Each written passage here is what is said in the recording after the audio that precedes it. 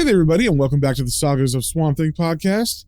Today we're reading Swamp Thing number 11, and just a little refresher on what's been going on in the last couple story arcs. Swamp Thing has been making stops across America as he makes his way back down to Louisiana, and 2 issues back he finally made it there, and in issue 9 he had run into an alien that had crash landed there, and it turned out the alien was good, so he helped Swamp Thing out after an initial misunderstanding where they fought. Then in the last issue, now that he's back in the swamps, he's just walking around, and he just happened to come upon an escaped prisoner named Hunk Dory, who was going to kill an old black woman that lived out in the swamps. So Swamp Thing stopped him from doing that. The old woman, who was named Auntie Bellum, told Swamp Thing stories about how it used to be in this area when it was a plantation still. So we heard about some awful things that happened to slaves in that story. And when she finished, something caught her eye in the woods. It turns out Anton Arcane was not dead like we thought from issue 2. He has come back, rebuilt by his unmen. So, of course, Swamp Thing fights him. And it just so happened that this fight started in the graveyard that ended up being where the slaves from the story were buried. And as Anton was beating up Swamp Thing, he was saying how he's going to enslave the world and become its master. And he said the words a bunch of times. So those words coming out of Anton's mouth angered the spirits of the slaves that were buried there, almost like it called them forth. So they let Swamp Thing live because they knew he was good. But all the Unmen and Anton Arcane, they buried in that graveyard. And then Swamp Thing went to go check on the old woman he had talked to earlier, and all he found when he got there was a tombstone for a slave named Elsbeth Bellum. So it turns out that she was also a ghost, and the stories she was telling were about her life. And that's where we left off in the last issue, with Swamp Thing walking off into the woods of the swamp, trying to convince himself that ghosts are not real. So first things first, with Swamp Thing issue 11, we got the cover. We see Abby is being pulled into the water by some sort of tentacle monster, and Matt Cable is trying to free her, but he's also distracted because he's turned around. He's got his gun pointed at the Swamp Thing that is also bursting from the water behind him. And this issue was written by Len Wein, and like I said at the end of the last issue, this is the first issue drawn by Nestor Redondo. Bernie Wrightson is no longer with this series. And we start off on the first page with Swamp Thing staring at the smoldering ruins of the barn that had all his lab equipment that was destroyed when the alien from issue 9 launched his spaceship out of it, which pretty much blew the whole thing up. And pretty much Swamp Thing is just sad because he thinks that was the last chance to make a cure for his becoming Swamp Thing. So as he stares at it, the narration says, "How long has he stood here, gazing sadly at the ruptured ruins of the moldering barn that was once his private laboratory? He cannot remember, nor would it truly matter if he did. For this shambling, muck-encrusted mockery of what had once been a man is no rush to go anywhere else. In fact, he has nowhere else to go." And we see the name of this issue is The Conqueror Worms. And then there's a little recap of everything I told you about from issue 9, with the alien destroying his barn. And it turns out that he's been standing there so long and looking at this barn that when he tries to move, there's something wrong. He can't lift his foot from the ground, and he thinks, "Huh? My legs. Something's wrong with them." So he examines his leg and he sees that the roots that are in his calf that kind of look like veins and stuff, they are taking root into the ground. And he thinks to himself, "Lord, no! I've stood in this spot so long. I've begun to take root, just like a plant, damn it. Like a plant. But I'm not a plant. I'm a man. A man. Or am I?" And with all his strength, Swamp Thing pulls his foot up off the ground, roots and all, and he holds his fists up in anger to the sky, and he thinks, "Why, God? Why did you do this to me? What terrible crime did I commit to deserve a fate like this?" And then, in anger, he strikes the tree next to him, breaking one of the limbs. Then he begins to strike it violently multiple times. And as he does, he thinks to himself, "What kind of monster could I have been to have earned this hideous body you've imprisoned me in?" And when he's done with his temper tantrum, he looks at the tree and his hands, and he continues thinking, "To have earned the murderous power you've placed in these gnarled, misshapen hands. On second thought, don't tell me. I don't think I want to know." And then he walks off sadly into the swamp water, and as he does that, we see what look like 2 large eyes staring out from the shadows underneath a tree. Then we turn the page and we cut to Matt Cable and Abby Arcane, and they are in the swamps as well. And Matt Cable is helping Abby get over the branches of a fallen tree, and he's saying, "Easy, Abby. I'd hate to have you break anything. It's a long way to a doctor from here. And Abby says, it might be worth it if this trip is successful. You really have changed your attitude, Matt, haven't you? If you remember last time we saw Matt Cable, he was with the soldiers that were trying to get the aliens. And at the end of that issue, as he was talking to one of the military men who seemed very prejudiced against the alien, Matt Cable realized that he had been prejudiced against the Swamp Thing. So to the question of has he really changed, Matt Cable says to Abby, towards the Swamp Thing, you mean? Yes, Abby, I've changed. A man would have to be paranoid or a fool to not realize by now he'd been wrong about that creature. I like to think I'm neither. We haven't even scratched the surface regarding that brute yet, Abby. That's why we've come back here. The mystery of the Swamp Thing began in this bog. Maybe it will end here as well. And as they're walking through the swamps, there's like alligators slipping off the banks into the water, so it seems the wildlife are taking note of them. So as they go a little bit further, they approach the area where the barn was, and Matt Cable says, it was right here, behind Alec Holland's old laboratory, that I first saw the creature. So we might as well. But Matt Cable is cut off by Abby, who sees something moving in the water and yells, Matt, look! Something's breaking the water's surface. And as Matt pushes Abby behind him and draws his gun, a mutated alligator bursts from the water. And when I say mutated, it basically looks like a regular alligator, except it has big red eyes, it can stand on its back legs, and it basically has human arms, so it can actually reach out and grab you. And as Abby gets behind Matt Cable, she says, Matt, what is that thing? And Matt Cable says, it was an alligator, Abby, but now I'm not sure what it is. And in a second, it will be too dead for me to care. So as the alligator monster approaches, Matt Cable shoots it, but unfortunately, the bullet just ricochets off of it. So I guess thinking that his gun is totally useless, he just throws it at the monster as it comes in for its attack, and the narration says, Matt Cable's pistol hurls through the air, bouncing harmlessly off the creature's mossy chest. Furious, the reptilian monster raises its taloned claw to strike, but it's a blow that never comes, for the mutated alligator is not the only monstrosity that stalks this stagnant marsh. And in the panels underneath this narration, we see Swamp Thing's hand reach out and pulls the alligator monster backwards so that its strike misses Matt Cable. And then Swamp Thing throws the monster back in the water. And at this, Matt Cable says, You? Swamp Thing! And as Swamp Thing tosses the mutant alligator back into the water, he thinks, At your service, Matt. As always, I seem to have made a career out of saving your life from. But he's cut off as the alligator does a surprise attack with its tail and smacks Swamp Thing in the face. Then the alligator monster grabs onto Swamp Thing and pulls him down underwater. And there's obviously a struggle going on underneath because Matt Cable and Abby can see that the water is churning and there's bubbles. And the narration says, The next moments seem like eons as two anxious spectators stand at the water's edge, watching the surface roil and froth, awaiting a victor. And Abby says, Matt, please! Let's leave while there's still time. But Matt says, No, Abby, I want to, but I can't leave till I know. Then we see Swamp Thing burst out of the water, so I guess he was the victorious one. And Swamp Thing looks at Matt Cable and thinks, Looks like that's another one you owe me, Matt. And who knows, maybe someday you'll actually repay me. And then Swamp Thing turns to leave, and Matt Cable yells out, No, wait, don't go. I want to help you. But Swamp Thing doesn't really pay attention to that. He just keeps walking and he thinks, Help me, Matt?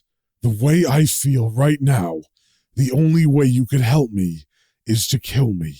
But his thoughts are cut off as he hears Abby scream, and as Swamp Thing turns around, he thinks, What? That sounded like Cable's lady friend. Something else has gone wrong back there. And as Swamp Thing goes back to the bank where Matt Cable and Abby are, he sees two giant worm creatures that have attacked Abby and Matt. Now, these worms are pretty crazy looking. They don't look like anything that would be on Earth. They have worm bodies that have suckers underneath them, and then the large heads on them basically look like little elephants. They have a nose that's a little trunk, they have little tusks, but they don't have any ears or anything, and their bodies are two-toned with mostly purple on top and pink underneath with pink accents around their face. And I'm going to call these things elephant worms from now on. And Matt Cable is fighting one back, but the other one has a fainted Abby Arcane wrapped up in its trunk. And as Swamp Thing comes upon this scene, he thinks, Worms, giant mutations of some sort. They've grabbed the girl, and that fool Cable is attacking them. And as we turn the page, we get one of my favorite panels from this issue of the elephant worm that's fighting Matt Cable, wrap its trunk into a ball, and slamming his trunk into the jaw of Matt Cable, knocking him out. And it just looks kind of silly because it's the baby elephant trunk punching him in the face. And while that elephant worm examines the body of Matt Cable, Swamp Thing is able to rush it from the water, and as he does, he thinks, "Filthy night crawlers, if you've hurt Cable or that girl." And then Swamp Thing reaches the worm that was attacking Matt Cable, and he picks it up over his head, and it looks like he's about to throw that elephant worm at the one that has Abby in its trunk, and he thinks, "I'm going to turn you into fish bait." But it turns out that these elephant worms have something more than just strength.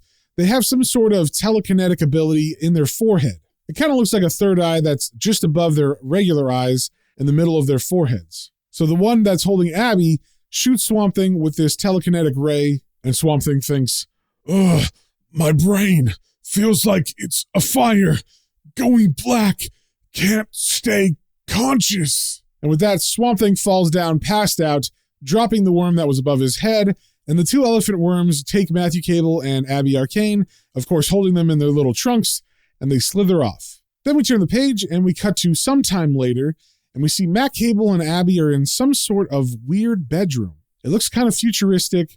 There's at least 3 other beds in this room as well. We see Matt Cable is standing up over Abby, who was still passed out on the bed, and he's saying, "Abby? Abigail, please, wake up." And Abby does wake up, and she says, "Huh? What? Oh, Matt, it's you. Where are we?" And Matt looks around and says, "I don't know, Abby, and I don't intend to stick around to find out. That closed door looks like an exit, and we're going to use it." But from behind Matt, someone yells out, "You can try, young fella, but you're wasting your time." And Matt Cable turns to see who's talking, and as he whips around, he sees 4 people standing there, one old man who was the one who was talking. Then there's a large white man in a sheriff's uniform, and there's an African-American woman and an African-American man. And they look like maybe they're in their early 20s. So as Matt and Abby look at these people, the old man continues saying, "Howdy, my name's Luke." And then he points to the sheriff and says, "That's Kane." And then he points to the African-American couple and says, "And Ruth and Bolt. Welcome to our little family." And Matt says, "Well, it seems we're not alone. I'm Cable. The lady is Abigail. What are you all doing here?" And Luke replies, "Same as you, I reckon. Waiting. Them funny-looking worms brought us here a few days back." And very judgmentally, Matt Cable says to Luke, "And in all this time, you haven't tried escaping?" And Luke replies, "Course we have. Several times. What's left of Sheriff Kane here's the result. Them worm things did something funny to his head. It's some kind of ray that," but he's cut off as the doors open, and we see 2 elephant worms come in, and Luke yells out, "Lordy, it's them!" And the elephant worm in front says, "You, come." And Abby is shocked at this, and she grabs Matt's arm and says, "Matt, they talk." But Matt doesn't really pay attention to her. He's just focused on the elephant worm that talked, and he says, "Uh-huh. And what if we don't want to come?" And then Luke chimes in saying, "Easy, Cable.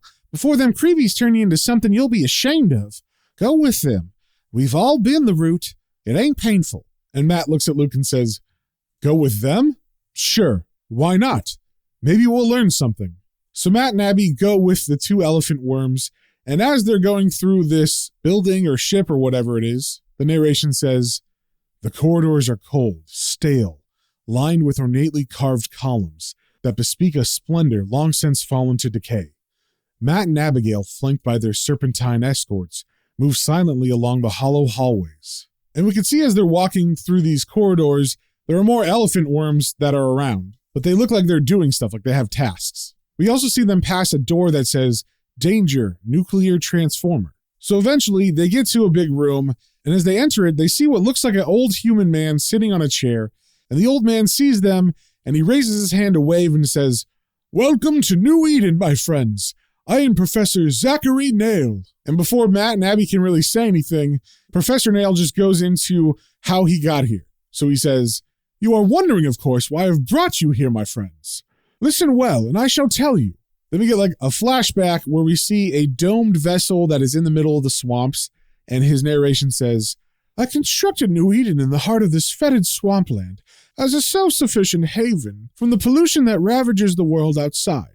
Carefully, I collected strong young people to be the backbone of my new society, and my plans went well until Dr. 13, The accursed Ghostbreaker interfered. And then there's a little asterisk here and it says, as detailed in Phantom Stranger number 14. So this issue of Swamp Thing is actually a continuation from a Phantom Stranger storyline. So we see a younger version of Professor Nail, and he is fighting with, I guess, this Dr. 13. And as they punch each other and stuff, we can see that the dome is cracking. It looks like there's chemicals spilling. So obviously something bad happened during their fight. Then we see a giant green wave smacking the side of this dome, and Professor Nail's narration continues saying, somehow, the waste from my atomic motors affected the plant life outside, and as Dr. 13 and the others escaped, a wave of algae almost crushed my dome, its very weight forcing the dome to sink lower and lower beneath the stagnant swamp ooze.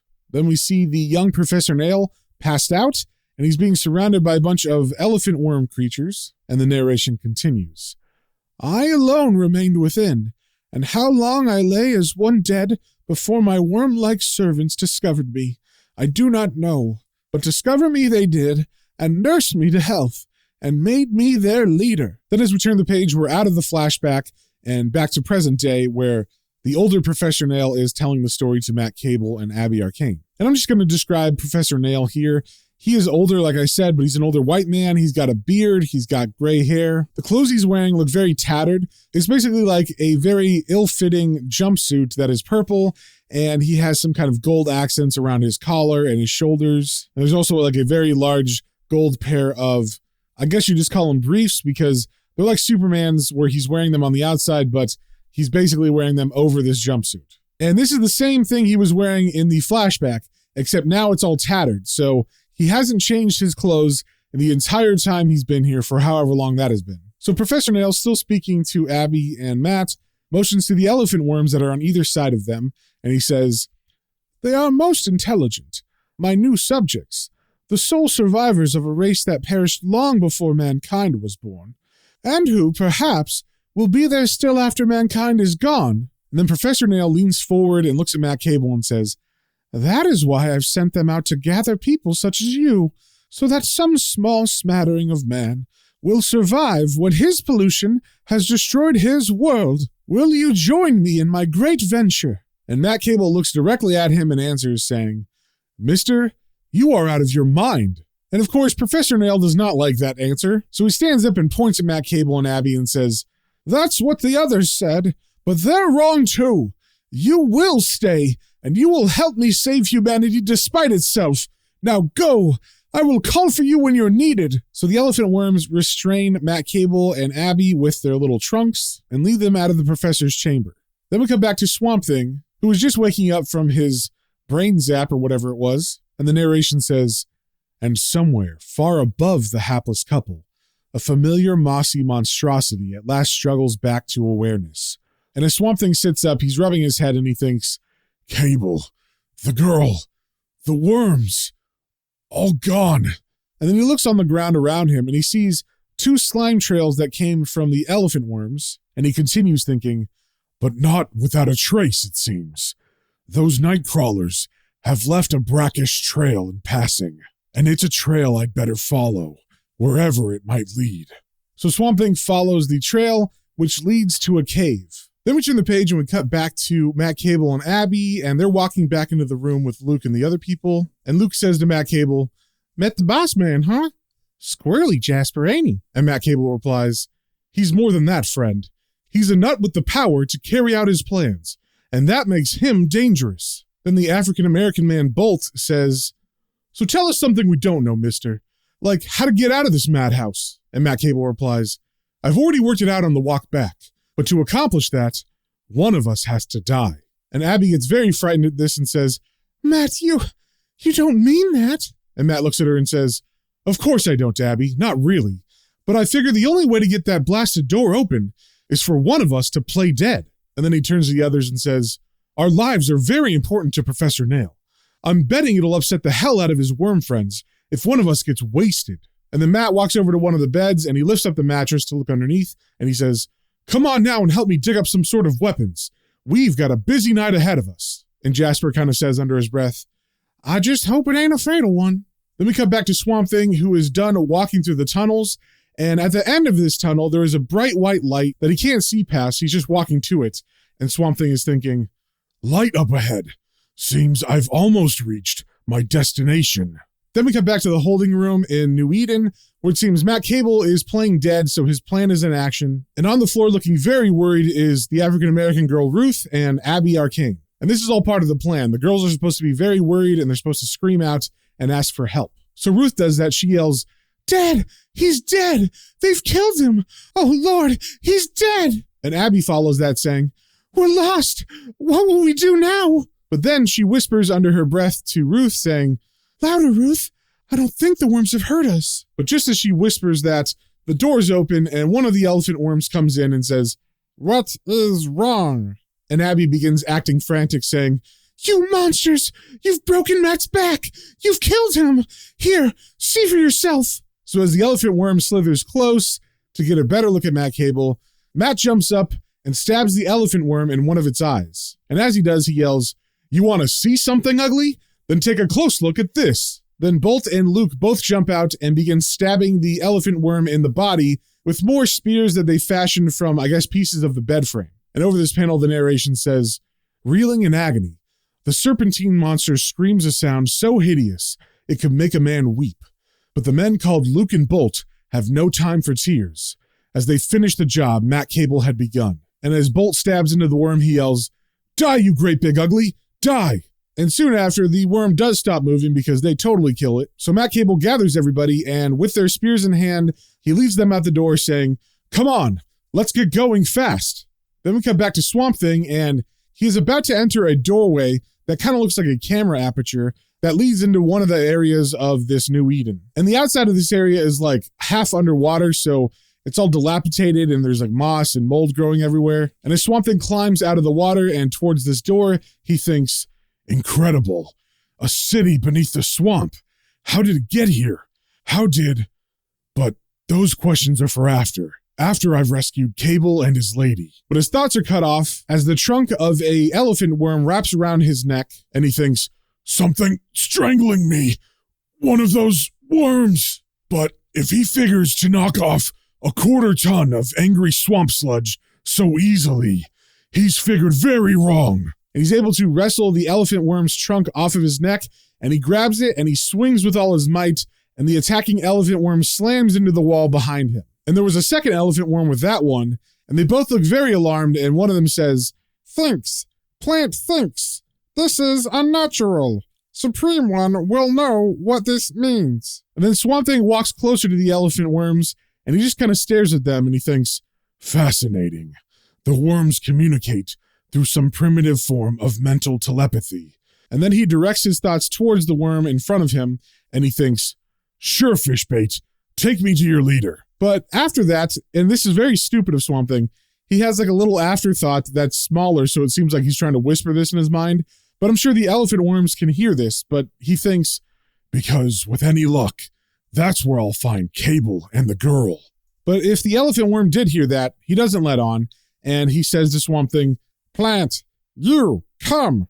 Then we cut to the throne room of Professor Nail, and it's funny because he's like talking to one of the elephant worms like it's his therapist, and he's saying, "As the poet said, my faithful one, uneasy rests the head that wears the crown.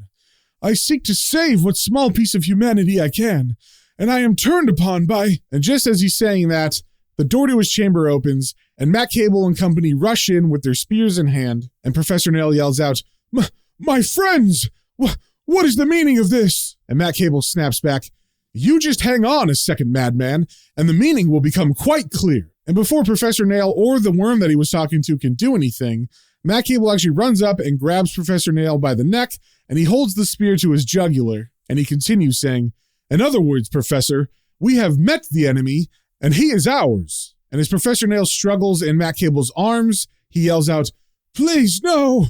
And then he sees Luke and Bolt rush the elephant worm in the room, and they begin stabbing it to death. And he yells at them, "What are you doing?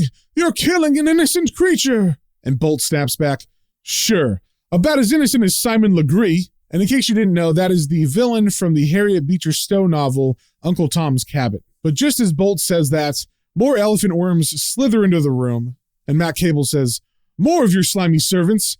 Nail, You better order them to surrender, or you won't live to regret it. So Nail pleads with the worms, saying, Please, my faithful ones, for the sake of him you follow, do as the young fool says, I beseech you. But the worms look at Professor Nail and they say, Fool, we do not follow you. We only use you. And Professor Nail is shocked by this and he says, What? I do not understand. So the worm explains, Fool, in this cavern we have slept for untold years, until your city awakened us.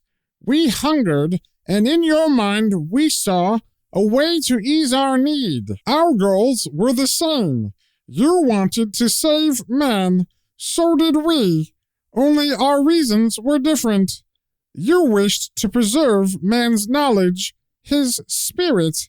We wished to preserve man's body for food. And at this revelation, Professor Nail yells out, No! But wouldn't you know it, right as that happens, Swamp Thing just kind of stumbles into this room, and he sees everything going on, and he thinks, mankind could not have come all this way for all these years, only to end up as worm food. So I guess just because the worms are blasting out their telepathy, Swamp Thing must have heard that master plan in the next room over. And Luke sees Swamp Thing, and he says, What in thunderation is that? And I gotta say, thunderation is a pretty great word. I'm gonna have to add that to my vocabulary. And Matt Cable answers him, The Swamp Thing, come again to help us. And at that, Matt Cable releases Professor Nail, and he charges at the elephant worms, yelling, But he'll never succeed unless we help him in turn. Come on, people, choose your targets and hit them. So a big fight breaks out between all of the captured people, with Swamp Thing helping them, against the elephant worms. But we can also see in the background that Professor Nail is slipping out of a back door. And over this panel, we get some narration that says, And hit them they do, as the room becomes a battlefield, putting human strength and sinew, plus moss-encrusted might, against writhing, flailing monstrosities older than recorded time, until at last, a handful of battle-weary figures staggers from the blood-drenched chamber. Then we see Matt Cable and company get out of the room, and Swamp Thing actually pins the door shut behind them so that no one can get in or out. And he thinks as he does this, This door ought to hold what's left of those worms, till we can all get out of here. And then Matt Cable looks around and realizes that Professor Nail is not with them, and he says, Hey, where's Nail? We're not going anyplace without him. Scatter and search, and shout if you find him. So the group kind of breaks up, and we see Bolt and Ruth go into a separate room from everybody else, and it just happens to be the nuclear reactor room, and it turns out that that is where Professor Nail went. And as they walk in, they see Professor Nail moving a bunch of levers and pushing a bunch of buttons, and he's saying to himself, Lies, all lies! I tried to give them the world, and they laughed at me, scorned me! Well, nobody will ever laugh at Zachary Nail again! And Ruth calls out behind him, Professor Nail, what are you doing? Please, Professor, come with us. We want to help. But she's cut off as Professor Nail whips around with a gun and he shoots her right in the chest. And he says, No, you won't stop me. I won't let you. And as Ruth falls to the ground, Bolt rushes over to her and kneels down, and he catches her just before she hits the floor, and he's holding her in his arms and he says, Damn maniac, you killed her. Killed the only woman I've ever loved. But Professor Nail isn't thinking about that at all, and he seems to be in some sort of fugue state as he says, Sorry, can't talk now. No time to talk. And this angers Bolt a lot, so he stands and rushes towards Professor Nail, and he's yelling, I'm gonna kill you with my bare hands, you lousy crazy. But he's cut off as Swamp Thing's arm reaches out and grabs him, stopping him before he gets to Professor Nail. And he yells back to Swamp Thing, Leave me go. Let go before I... But Swamp Thing punches him in the face and knocks him out before he can finish his sentence. And Swamp Thing thinks, Sorry, friend, but I don't have time to argue with you. The girl is dead. Nothing anyone can do for her now. And my main concern is getting the rest of you out alive. So Swamp Thing throws him over his shoulder, and he runs past Matt Cable and group, and he waves to them to follow him. And Luke sees this, and he says, Hey, that thing's motioning for us to follow him. Come on. And Matt Cable tries to argue, saying, But what about Nail? We just can't leave him here to... But he's cut off as Abby rushes up to him and says, Matt, for a change, listen to someone else. The Swamp Thing seems to know what he's doing, and if he wants us to follow him, then do it. So they do follow Swamp Thing out of the big dome area and out into the flooded cave that surrounds it. And the narration says, reluctantly, Matt Cable complies, and seconds later, a mossy man-brute leads his party back along the rough-hewn tunnel he had followed into the earth, out of the ruined city of New Eden, out into the comforting moonlight. So once they get out of the tunnel, Swamp Thing sets Bolt down on the grass, and like the narration said, it is nighttime now. So Matt Cable looks over at Swamp Thing and says, man, have I got questions for you, friend. Like, what was such a big rush down there that we couldn't just take Nail with us? And then Swamp Thing points towards the swamp waters in front of them, and Abby says, Matt, he's gesturing to something out in the swamp. And just as Matt Cable looks at where Swamp Thing's pointing, the whole ground beneath the swamp explodes, and we get a giant mushroom cloud that bursts from underneath the water. And Matt Cable exclaims, an explosion! Nail blew up his own city! Then Bolt wakes up, maybe from the shaking of the explosion, and he says, where am I? What happened? Where's Ruth? Where's Nail? And Matt Cable somberly answers, saying, where he can't never hurt anyone again, Bolt. He was tampering with his own nuclear reactor when Ruth found him.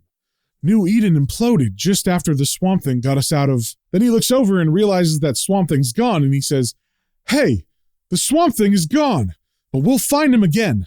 We have to. And as Bolt stands up, he looks very angrily at Matt Cable and says, and you ain't gonna be the only one looking, Cable. I got me a score to settle with that mossy green ugly. A big score.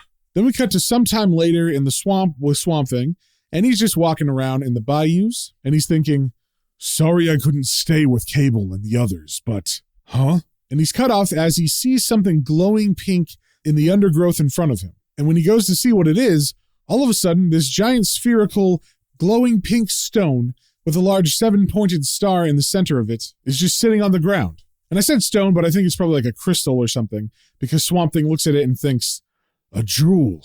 At least it looks like a jewel. The biggest I've ever seen.